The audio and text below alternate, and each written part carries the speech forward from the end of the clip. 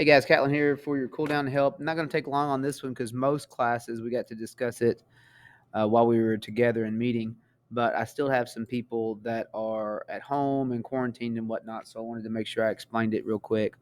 Uh, right here, figure B, which is on the right, is an image of figure A, which is over here. Sorry, I think I cut those off. This is A. This is B. When we reflected across line L, it wants to know are figure A and figure B congruent. So if you reflect, this point's gonna, go over to this point over the line, the same distance. This point's gonna reflect all the way over to here, and this point's gonna reflect all the way over to here. It kind of looks like a pair of lips. Didn't mean for that to happen. It just did.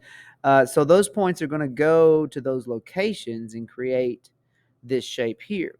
And this is where I wanted you guys to really be sure that you answer this. I want you to explain your reasoning. How do we know that this is congruent to that one? It's because of the reflection across line L.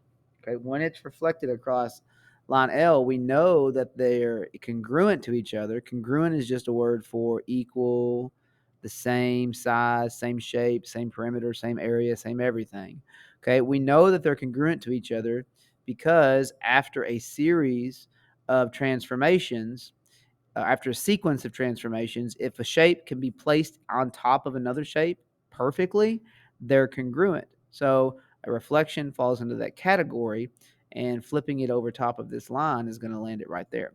So your explanation needs to either have describing the sequence of transformations, like I flipped it over this line and then I translated this point to this point, or I rotated it 90 degrees. You could actually explain it that way, or you could just say, I am doing a sequence of transformations, and figure A lines up perfectly with figure B afterwards.